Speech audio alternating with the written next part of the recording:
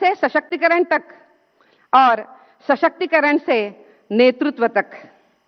आज इस यात्रा को माननीय प्रधानमंत्री श्री नरेंद्र मोदी जी के नेतृत्व में एक नई दिशा और गति मिल रही है। श्रद्धेय अटल बिहारी वाजपेयी जी ने एक बार कहा था कि women hold up half the sky, so shouldn't they hold at least 1/3 of the political ground?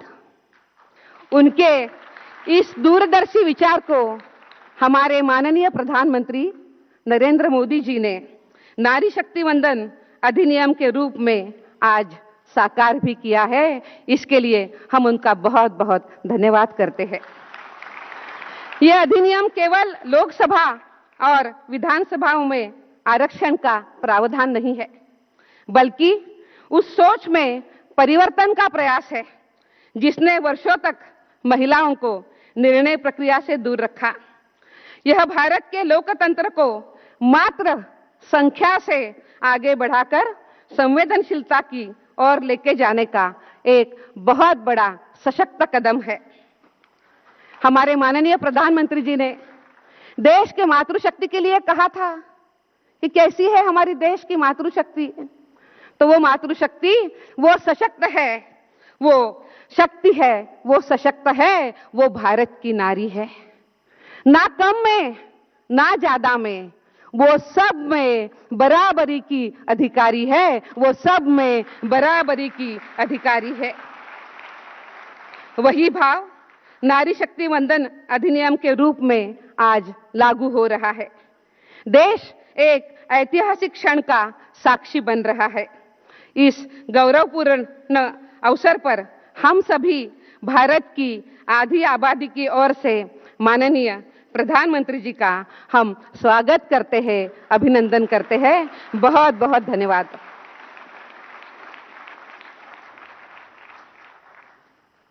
आपका हार्दिक आभार श्रीमती विजया के राहटकर जी, इस आयोजन के महत्व को उजागर करने के लिए। माननीय, वो जो खामोशी थी ना, अब शब पहनकर दौड़ने को तैयार है। कभी चूल्हे की आंच में जो व्यस्त थी, वो अब निर्णयों के प्रकाश को संपूर्ण भारत में दीप्यमान करने को तैयार है। अब वो सिर्फ सुनती ही नहीं, सवाल भी करती है। उसकी आभा में सिर्फ चूड़ियां ही नहीं, अब नीतियां भी खनकती हैं। नारी शक्ति वंदन बनेगा हर नारी का स्वाभिमान। इस अधिकार की महत्ता और गरिमा को लेकर नारी चेतना के आत्मविश्वासी स्वर क्या कहते हैं, आइए सुनते हैं।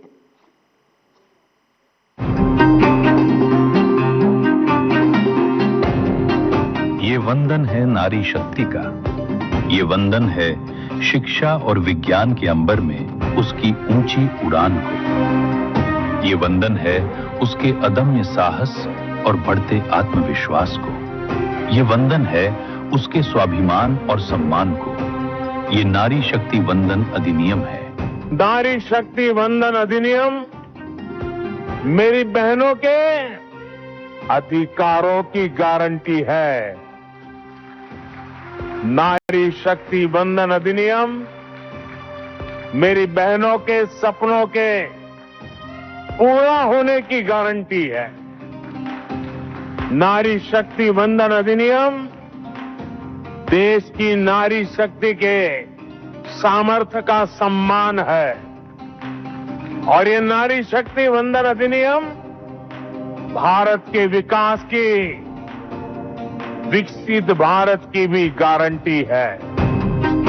ये सिर्फ एक कानून नहीं है, ये देश की बेटियों को लोकसभा और राज्य विधानसभाओं में 33% आरक्षण का भरोसा है। उनकी आवाज को मंच देने का संकल्प है। ये अधिनियम हमारा विकसित भारत, संयुक्त भारत होगा, जहां समाज की महिलाओं को, देश की महिलाओं को एक बराबर की आवाज और हक दिया जाएगा। ये उस विकसित बनते भारत का उदय है जहां प्रधानमंत्री नरेंद्र मोदी के विजन से नारी शक्ति देश की तरक्की की भागीदार बनेगी। राष्ट्र की नीतियां अब भारत की नारी भी तय करेगी। वुमेन जब एम्पावर होगी, इसको फाइनेंशियल डिसीजन मेकिंग के अंदर, ये अपने डिसीजन मेकिंग स्टाइल से जब इसको इम्प्लीमेंट करेंगी, तो उसका इम्पैक्ट इकोनॉमिक ग्रोथ के ऊपर मल्टीप्लायर इफेक्ट से होगा। पंचायत से पार्लियामेंट तक देश की हर बेटी की आवाज उसका अधिकार बनेगी। It gives an opportunity for women to participate in making an important decision making and policy making, and that will strengthen India and takes us towards better India and Viksit Bharat. हमारे देश में औरतों को leadership role मिलेगा तो देश का development जो है वो दुगनी चौगुनी स्पीड से आगे बढ़ जाएगा। अब भारत की बेटियां सिर्फ बदलाव का हिस्सा नहीं होगी, बल्कि उसकी सूत्रधार बनेंगी। इससे बहुत फर्क पड़ेगा हमारे पॉलिसीज मेकिंग में, सरकार चलाने में। सरकार को बहुत इससे मदद मिलेगी और वर्किंग हैंड ऐड होंगे। हमारा देश बहुत तेजी से आगे बढ़ेगा। ये अधिनियम आह्वान है उस युग का जहां अब नारी की क्षमता किसी अवसर की प्रतीक्षा नहीं करेगी, बल्कि स्वयं अवसरों का निर्माण करेगी। नारी वंदन कानून सिर्फ एक कानून नहीं, बल्कि महिलाओं को देश की संसद में बराबरी का अधिकार देने की मजबूत पहल है। मुझे लगता है कि यह कदम आने वाले समय में भारत की दिशा और सोच दोनों को बदलने वाला साबित होगा। यह केवल प्रतिनिधित्व नहीं, बल्कि नारी शक्ति का सशक्त उदय है। यह केवल परिवर्तन नहीं, बल्कि एक भारत की नई सोच है। यह एक मजबूत, समान, विकसित भारत की आधारशिला है। ये भरोसा है उस सामर्थ्य पर जो भारत की स्त्री को आत्मबल देगा, घर की दहलीज से निकालकर राष्ट्र निर्माण के मार्ग पर ले जाएगा। इस कानून के जरिए जब हमारी जितनी महिलाएं हैं, इतनी प्रतिभाशाली महिलाएं हैं, उनको जब भागीदारी मिलेगी, उनको अपने हुनर का एक दिखाने का मौका मिलेगा, उनकी प्रतिभा को निखारने का मौका मिलेगा और इससे हमारा भारतवर्ष ही लाभान्वित होगा। और जब नारी की शक्ति और सोच को नेतृत्व मिलेगा, तो भारत की विकास यात्रा नए कीर्तिमानों को छुएगी। When women are given the power of decision making, it not only brings in diversity, it also brings in their experience and makes democracy and good governance better and possible.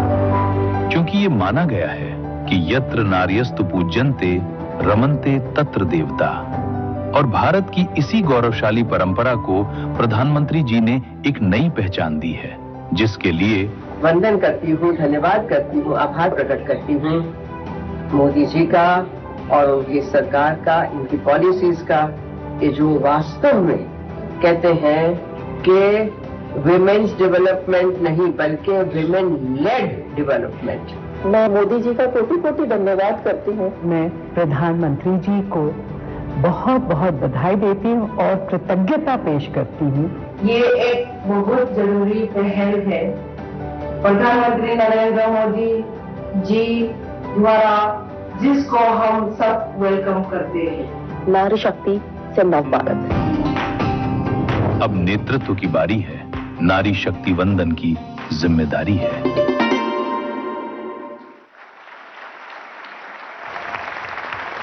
नारी शक्ति वंदन बन गया है समस्त नारी की सशक्त आवाज। ये अधिनियम ही नहीं, एक ऐतिहासिक संकल्प है, नारी शक्ति को नीति निर्माण का अग्रदूत बनाने का संकल्प। मान्यवर, नारी नेतृत्व की दृढ़ता, संवेदनशीलता और दूरदर्शिता का सशक्त प्रतिरूप हमारे समक्ष उपस्थित है। जन सेवा और सुशासन से जन जन को स्पर्श करता उनका नेतृत्व हम सभी के लिए प्रेरणा का स्रोत है। अब मैं दिल्ली की सम्मानीय मुख्यमंत्री श्रीमती रेखा गुप्ता जी से सादर अनुरोध करती हूं कि इस महत्वपूर्ण अवसर पर अपने विचार हमारे साथ साझा करें।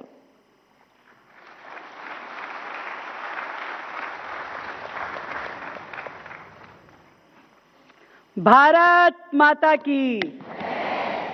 इतनी बड़ी नारी शक्ति आवाज होले नहीं है।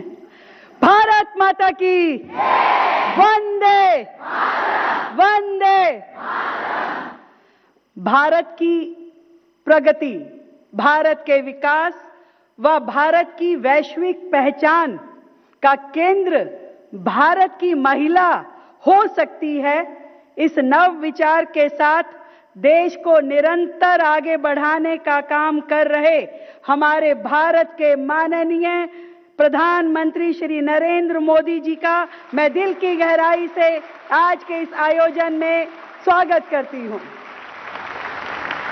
मंच पे उपस्थित हमारी केंद्रीय महिला कल्याण एवं बाल विकास मंत्री दीदी अन्नपूर्णा जी, MOS सावित्री ठाकुर जी और महिला आयोग, राष्ट्रीय महिला आयोग की अध्यक्ष विजया राहटकर जी, और देश के कोने कोने से इस नारी शक्ति वंदन अधिनियम का समर्थन करने दिल्ली पहुंची आप सभी नारी शक्ति को भी मेरा बहुत बहुत प्रणाम।